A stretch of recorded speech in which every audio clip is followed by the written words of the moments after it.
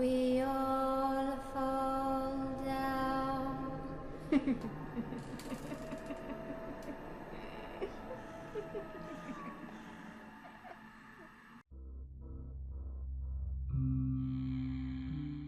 Bon, si je cache ma toile de tente ici, normalement, personne ne devrait la trouver. Est-ce que c'est bon cette fois-ci? J'ai rien oublié? Non, c'est parfait. Ce soir, la créature refait un petit tour. Ce soir, elle va augmenter la légende, rajouter plus de lore, de terreur et d'angoisse à la région. Ce soir, je serai ce monstre. Ce soir, je vais m'amuser, refaire l'un de mes plus grands rôles. Moi qui a toujours été refusé dans les théâtres, dans les cinémas et autres, sous prétexte que je joue mal la comédie. Je serai peut-être un peu colérique, un peu trop agressif avec les autres acteurs, quand une prise ne me plaît pas, ou une situation n'est pas à mon goût. On me l'a souvent reproché, souvent redit.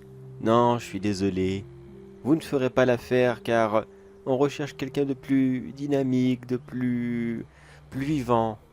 Je t'en ficherai du plus vivant. Le plus vivant. Mais à quoi ça sert lorsqu'on veut incarner des monstres? Lorsqu'on veut être le méchant dans l'histoire? Pourquoi vouloir être vivant? Tous les figurants qui ont joué les zombies dans The Walking Dead, on leur a dit d'être vivants eux? Je ne pense pas. C'est sûr que tous ces producteurs à 3 francs 6 sous, qui s'imaginent être les plus grands, ils ont fait Broadway, et j'en passe. Ça y est, pour eux, ils se sentent plus pissés. Ils n'ont jamais rien fait de leur vie. Ils ont géré des petites pièces de théâtre, de petites communes, quelque chose de minuscule. Ils osaient me donner des conseils. Ils m'ont rejeté, alors que j'étais 100 fois plus talentueux qu'eux. Et eux, qu'est-ce qu'ils ont fait? Ils ont dirigé des guignols, un petit peu, pour voir si ça fonctionnait. Le seul dernier rôle de guignol qu'ils ont eu, c'est ce que je leur ai donné, à se vanter constamment, à ne cesser de crier leur carrière et leur réussite, aussi minables qu'elles étaient. Eh bien, on retrouve très facilement ces personnes. On les retrouve chez eux, pendant qu'ils dorment. On prend leurs ustensiles de cuisine et on s'en débarrasse. Comme ça, on supprime tous les faux talentueux, tous ceux qui se prétendent avoir du talent comme moi, mais qui en réalité n'en ont pas. Bon, c'est vrai, j'avoue, il est possible qu'un acteur ne soit pas forcément un bon... Je ne dirais pas assassin, non, je suis pas un assassin, je suis un nettoyeur, un purificateur. Oh, ça fait bizarre, on dirait un produit pour les chiottes. Non, comment dire... Disons que je débarrasse le monde de tous ces imposteurs, tous ceux qui prétendent avoir fait de grandes choses dans le domaine du théâtre, mais qui au final n'ont rien fait du tout. Enfin bref, je m'égare. Tout ça pour dire que malheureusement, les acteurs ne sont pas des assassins professionnels, et encore moins des enquêteurs. Il est fort probable que j'ai peut-être mal joué le rôle de l'assassin parfait. Attention, je ne dis pas non plus que j'étais l'acteur parfait. Tout le monde a ses défauts. C'était la première fois que je faisais ce rôle. On a tous le droit de faire une ou deux erreurs. Mais aux yeux de la police, non. Ces erreurs étaient des preuves contre moi. Mais m'ont-ils attrapé? Oh, pas du tout. Car voyez-vous, ce qui est génial avec un acteur, c'est qu'une fois qu'il arrive dans la foule, il a complètement disparu. Il a changé de rôle, et plus personne ne le reconnaît. Vous changez de tenue rapidement au milieu d'une foule de personnes. Vous faites autre chose. Vous arrêtez votre course-poursuite. Vous vous asseyez dans un coin. Vous entamez la conversation avec un pur étranger, afin de lui demander l'heure. La police passe à côté de vous, et il ne vous remarque même pas. Et vous trouvez ça bizarre de changer dans une foule? Allez voir dans un métro parisien, là où tout le monde vit son petit train-train quotidien. Croyez-moi que vous pourriez faire n'importe quoi au milieu de cette foule. Les gens en ont rien à faire de ce que vous faites. Ils sont là pour faire métro, boulot, dodo. Votre vie à vous, ils s'en fichent littéralement. Mais j'en avais un peu assez de ce rôle. Le rôle du criminel qu'on court après. Pas que je n'aime pas ce rôle-là, attention. Arsène Lupin, par exemple, est l'un de mes personnages préférés. Mais au bout d'un moment, j'avais envie de changer, de partir sur de nouvelles bases. C'est pour ça que je suis venu ici, dans les Alpes.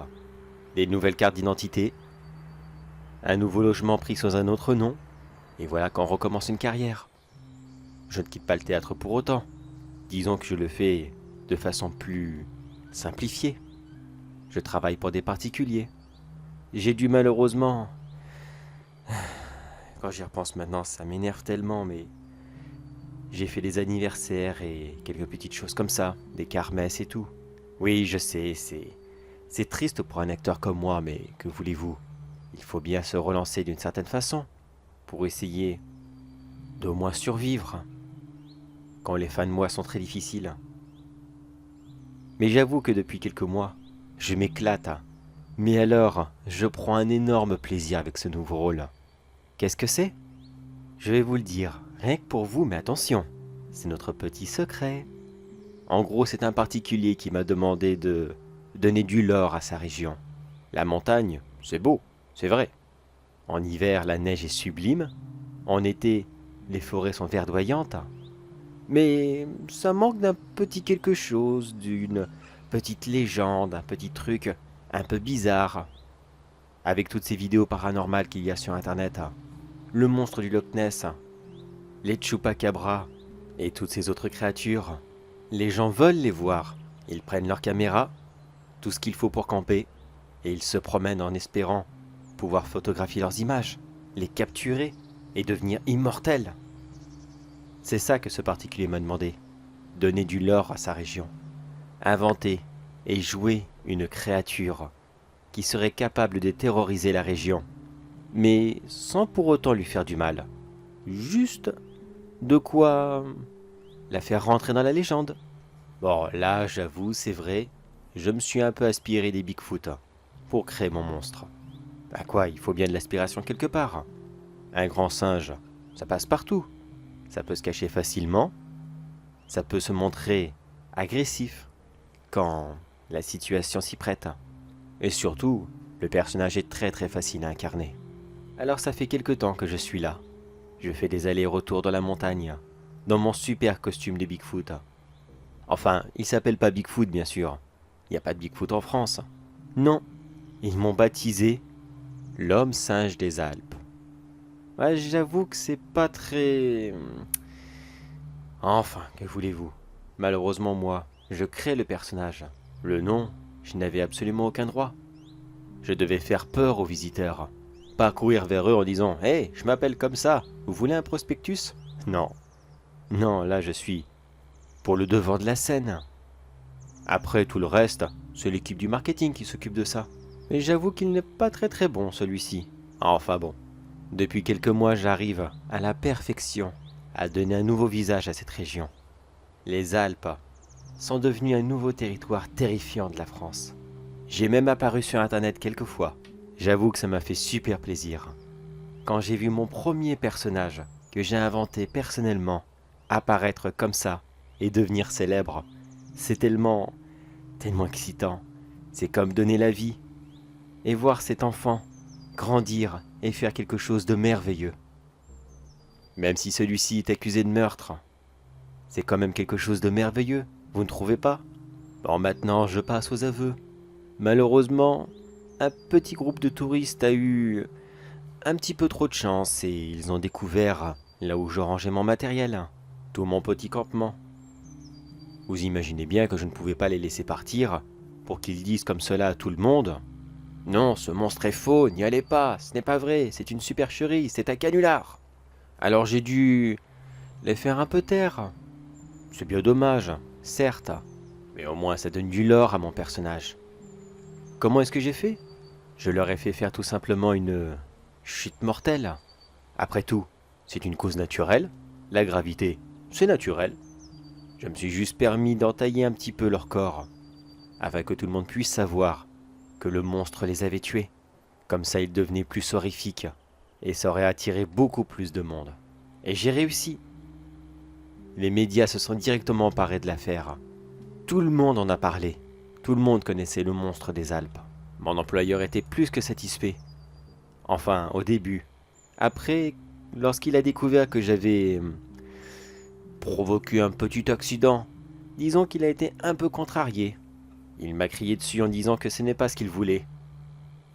Et que si je recommençais encore une seule fois, notre contrat était fini. Et qu'il ferait en sorte que plus jamais je ne retrouve quoi que ce soit. Mais quelle cruauté, voyons. Pourquoi dire une telle chose? C'était un accident. Enfin, en partie. Non, c'était moche ce qu'il disait.